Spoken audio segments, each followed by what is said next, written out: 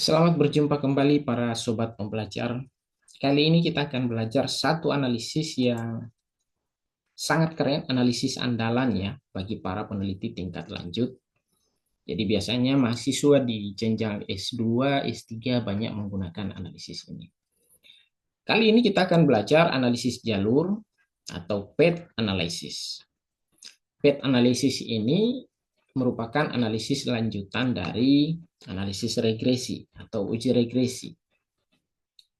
Analisis regresi kita ketahui ya, pada umumnya itu digunakan untuk menguji pengaruh langsung yang diberikan variabel bebas terhadap variabel terikat. Nah, sementara analisis jalur atau path analysis ini bukan hanya menguji pengaruh langsung saja dari variabel-variabel tersebut, tetapi juga akan menjelaskan dan mengurai ada tidaknya pengaruh secara tidak langsung yang diberikan variabel bebas melalui variabel intervening atau variabel mediasi terhadap variabel terikat. Jadi kalau regresi itu sifatnya menguji variabel-variabel yang hubungannya hubungan langsung saja. Tetapi kalau analisis jalur bukan hanya hubungan langsung, tetapi juga menguji hubungan tidak langsung melalui pelibatan variabel intervening atau variabel mediasi. Nah, hal yang lain yang berbeda jika dalam analisis regresi kita banyak mencermati nilai B atau nilai konstan dalam tabel koefisiennya, tetapi pada analisis jalur ini kita akan banyak mencermati nilai betanya. Ya. Itu beberapa perbedaan-perbedaan mendasar. Nah, kita sudah punya data sebagaimana tampil di dalam layar kita masing-masing. Tetapi untuk memudahkan pemahaman kita terhadap analisis ini, maka saya jelaskan lebih awal di variabel view ini. X1, X2 adalah gaya kepemimpinan dan lingkungan kerja. Y-nya adalah motivasi, Z-nya adalah kinerja guru. X1, X2 ini adalah variabel bebas ya, variabel independen. Y-nya adalah variabel mediasi atau variabel intervening, Z-nya adalah variabel terikat atau variabel dependen. Nah, ini adalah distribusi data yang kita peroleh. Jumlah data sampel kita ada 115. Jadi ada 115 responden. Untuk memudahkan bagaimana cara menganalisis data ini, saya tampilkan dulu logika dan konstruksi model yang kita bangun. Model ini tentu saja kita konstruksi dari basis teori ya. Ada teori-teori yang kita baca sebelumnya tentunya. Dan kita membuat atau menyusun model. Tapi model ini ada di internet, jadi ini yang saya acu ya. Nah, X1 kita adalah gaya kepemimpinan, X2-nya lingkungan kerja, motivasi sebagai variabel intervening atau mediasinya, dan kinerja guru sebagai variabel dependen atau terikat. Seperti ini kira-kira konstruksi modelnya. Jadi kita akan menguji hubungan X ini, X1 dan X2 terhadap Z melalui Y. Nah, kalau hubungan langsung kan seperti ini. Ini ke sini, itu namanya hubungan langsung. Ini ke sini, hubungan langsung. Tapi ketika ini kita uji ke sini, melalui ini, nah itu namanya hubungan tidak langsung. Nah, dari gambar model ini, maka kita akan memahami bahwa ada dua tahap regresi. Regresi tahap pertama adalah kita akan analisis gaya kepemimpinan dan lingkungan kerja X1 dan X2 terhadap motivasi. Jadi regresi tahap pertama, Y ini kita jadikan variabel dependen. Regresi tahap kedua, tiga variabel ini, X1, X2, dan Y, secara bersama-sama, secara simultan, kita uji pengaruhnya terhadap Z. Nah, seperti itu kira-kira. Oke, Untuk bisa menjalankan uji itu, kita kembali ke data kita dan kita langsung analisis. Oke,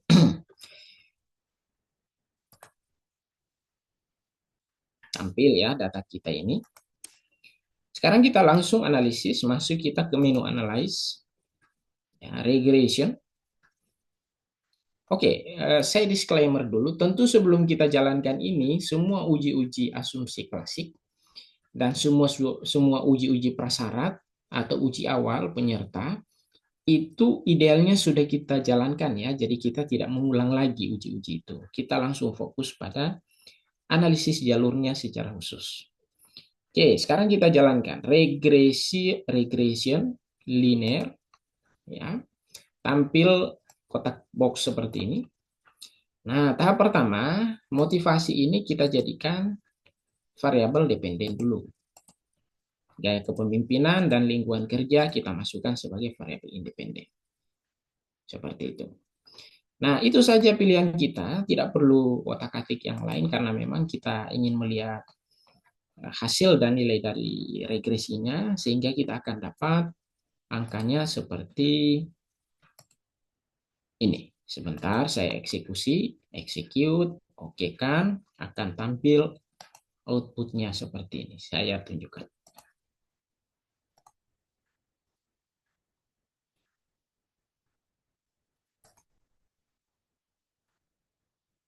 Oke. Ini output yang kita peroleh. Nah, di tabel pertama ini penjelasan ringkas tentang apa variabel dependennya, apa variabel independen, dan metode yang kita gunakan, metode enter ya. Nah, yang perlu kita cermati adalah ini. Pada analisis jalur itu adalah R square dan tabel koefisiennya. Jadi kita lihat betanya ya. Jadi kita akan banyak menggunakan standardized koefisien. Terus yang ketiga kita cermati signifikansinya. Seperti itu. Oke, dari tabel-tabel ini kita bisa memaknai kira-kira seperti ini. Ya, untuk regresi tahap pertama. Nah, R square ini adalah pengaruh variabel independen terhadap variabel dependen. Ya, dimaknai kalau ini angkanya 0,407 dapat kita prosentase menjadi 40,7%. Artinya dua variabel ini, lingkungan kerja dan gaya kepemimpinan, pengaruhnya terhadap motivasi itu sebesar 40,7%. Ya, 40,7%. Nah, jika kita kurangi 100 kurang 40,7%, nah, itu berarti ada sekitar 59% pengaruh ya. 59% itu pengaruh dari variabel lain selain dua variabel itu. Nah, cara memaknainya seperti itu.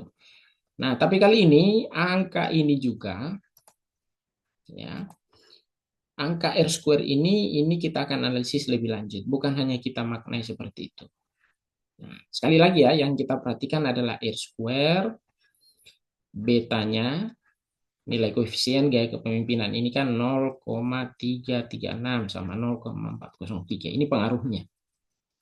Nah, signifikansinya seperti ini, 0,00, 0,00. Artinya, gaya kepemimpinan berpengaruh secara signifikan terhadap motivasi. Kalau kita mau membaca makna ini, lingkungan kerja berpengaruh signifikan terhadap motivasi. Ya, seperti itu. Tentu ada hipotesis yang kita bangun sebelumnya ya, ada hipotesis nol, ada hipotesis alternatif.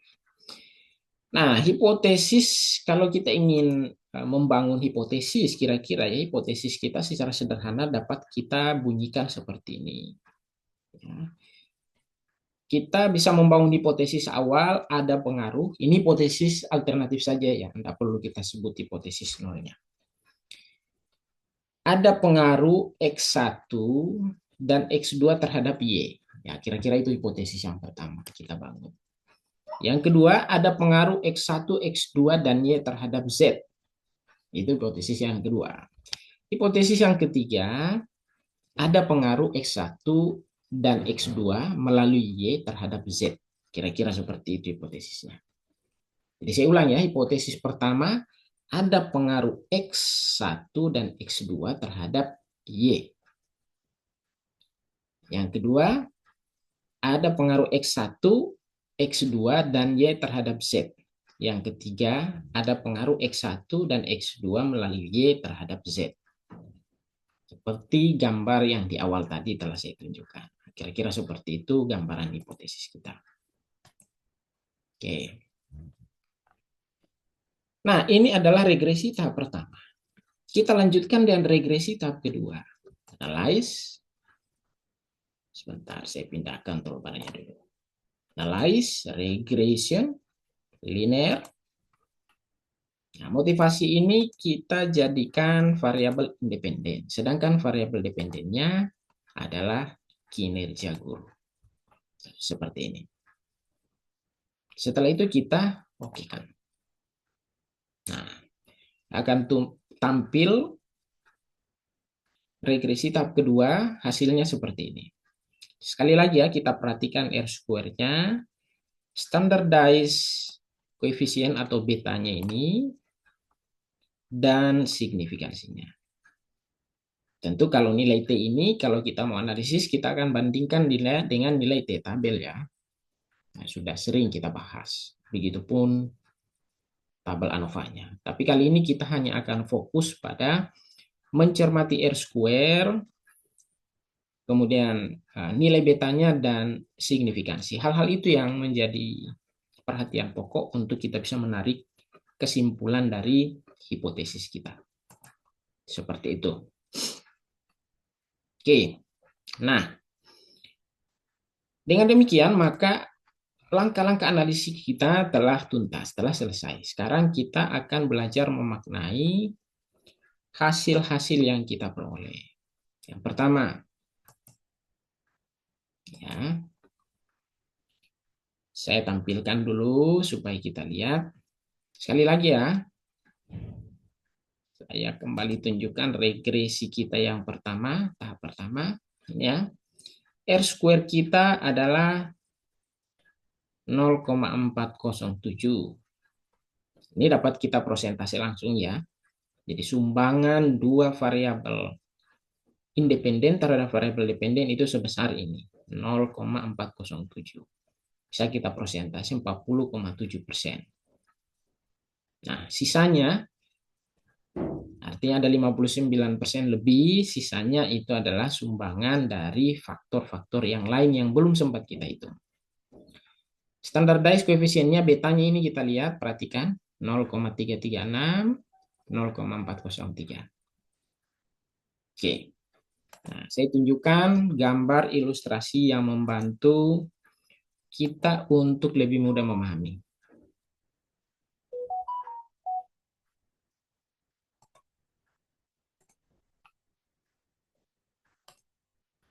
Oke. Ini gambar ya. Gambar ini adalah gambar yang memudahkan kita untuk memahami ilustrasi hubungan langsung. Ya, hubungan langsungnya seperti itu. X1 ini 0,336. X2 ke Y 0,403. Ini sama ya angkanya dengan yang ada di dalam tabel beta tadi. Standardized ya, koefisien beta. Nah, lantas dari mana ini kita memperoleh nilai error 1? Error 1 ini adalah perhitungan dengan melibatkan sumbangan dari indikator-indikator yang ada pada variabel Y. E1 ini sama dengan 0,7701. Cara memperolehnya seperti ini. Saya tunjukkan.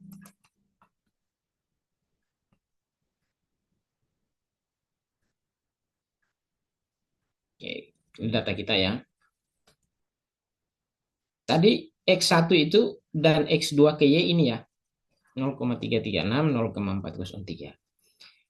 Nah, cara memperoleh error satunya tadi itu adalah 1 dikurang ini 0,407 diakarkan. Ya, diakarkan. Akar dari 1 kurang 0,407, maka kita dapat angka tadi, error 1 tadi. Seperti itu. Nah, sekarang kita lihat regresi kita yang kedua. Nah, regresi kita yang kedua itu kita dapatkan hasil 0,645 ya, 0,645 untuk nilai regresi kita.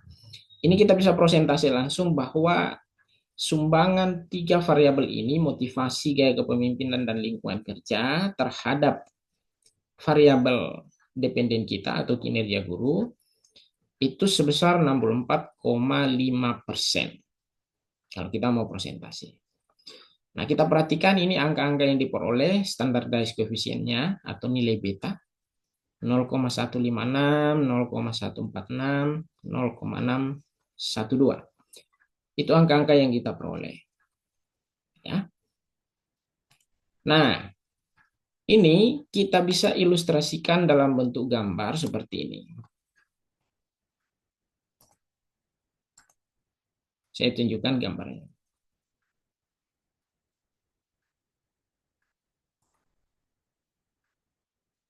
Oke, ini sudah tampil gambarnya. Ini ya, kita lihat 0,156 pengaruh X1 terhadap Z, X2 terhadap Z 0,146, dan Y terhadap Z ini 0,612. Itu tadi yang ada di beta untuk regresi tahap kedua. Sedangkan error 2 ini kita dapat 0,5958. Itu adalah perhitungan tadi, 1 kurang nilai dari apa namanya, R2 yang kita dapatkan, terus diakarkan. Sebentar, saya tunjukkan biar tidak salah. Nilai R2 atau R square-nya terus diakarkan. Ya, seperti ini. Nah, lihat ya, angkanya sama, kurang lebih sama. 156, 146, 0,146, 0,612. Seperti itu. Ini angka-angka tadi ini. Terus R square-nya atau R kuadratnya itu 0,645. Jadi tadi untuk dapat error 2 itu 1 dikurang 0,645, kita akarkan dapatkan 0,5 sekian-sekian itu tadi ya. Seperti itu. Nah, kalau kita ingin memaknai tabel-tabel ini, kita bisa melihat ya bahwa gaya kepemimpinan ini hubungannya dengan variabel dependen kita. Nah, kinerja guru itu tetap signifikan ya, karena kurang dari 0,05. Lingkungan kerja hubungannya dengan kinerja guru juga signifikan, 0,043. Karena kurang dari 0,05. Motivasi terhadap kinerja guru itu 0,000. Nah, semuanya hubungan langsung dari variabel independen maupun variabel mediasi kita ini yang kita posisikan sebagai variabel independen dulu, itu signifikan terhadap kinerja guru. Jadi semuanya signifikan.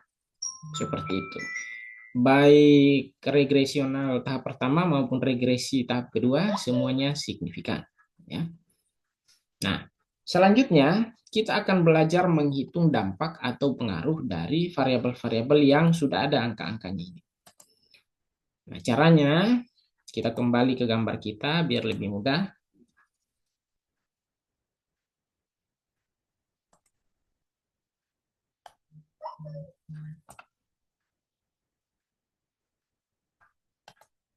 Oke, sebentar saya sharing ulang.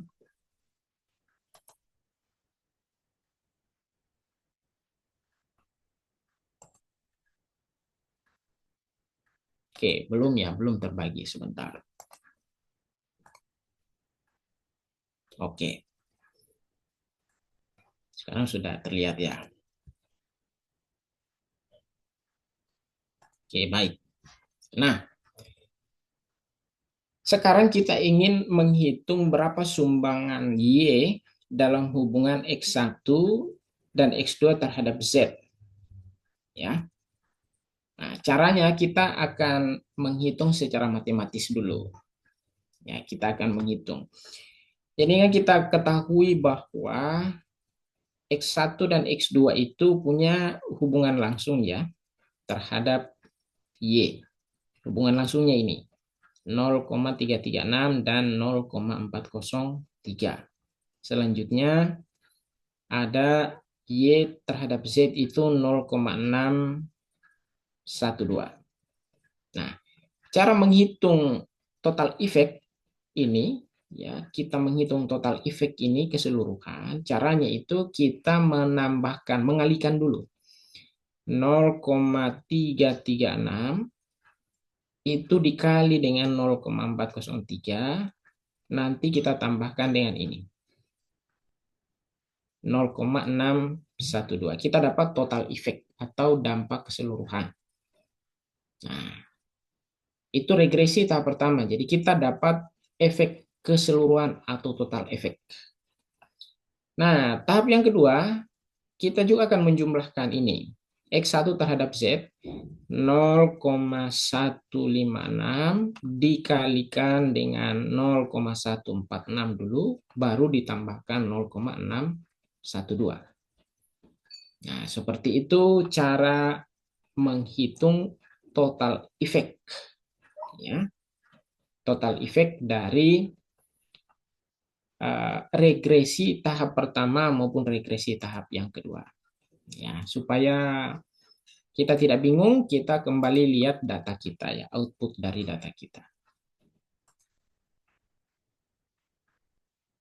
Nah, semua yang tertera itu kita peroleh dari apa yang ada di sini.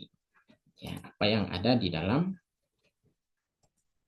output atau hasil yang diperoleh dari SPSS kita. Seperti itu, ya. Nah, kalau sudah untuk memaknai hasil analisis secara keseluruhan ini, maka tabel koefisien ini akan membantu kita untuk menjelaskan bahwa sesungguhnya apa yang kita peroleh seluruhnya signifikan, sehingga pengaruh atau dampak dari X1 dan X2 melalui Y terhadap Z itu juga signifikan. Ya. Jadi tadi, ingat tadi hipotesis kita itu ada 3. Ya, hipotesis yang kita bangun. Yang pertama, kita ingin melihat pengaruh X1 dan X2 terhadap Y. Sudah terlihat di data kita ya, di regresional pertama ini. X1 dan X2 terhadap Y, ini semua signifikan. Terus selanjutnya, kita juga ingin melihat pengaruh X1, X2, dan Y terhadap Z. Nah, ini terlihat jelas di dalam regresional tahap yang kedua. Ya, hasilnya seperti ini. Nah, yang ketiga, ya, kita ingin menghitung atau melihat pengaruh X1 dan X2 melalui Y terhadap Z. Nah, dari data-data yang ada, secara sederhana, kita bisa memastikan bahwa keseluruhan hipotesis kita itu diterima. Jika ingin menghitung lebih praktis, lebih sederhana, maka banyak kalkulator yang disediakan secara online ya. Misalnya seperti Sobel, Sobel Test atau Sobel Kalkulator itu bisa kita gunakan untuk menghitung berbagai dampak dan pengaruh baik secara langsung maupun tidak langsung dengan mengakumulasi angka-angka yang ada pada tabel di output SPSS. Seperti itu. Baik, itu bahan belajar kita kali ini. Semoga bermanfaat. Sampai jumpa pada video-video pembelajaran kita selanjutnya. Terima kasih. Assalamualaikum warahmatullahi wabarakatuh.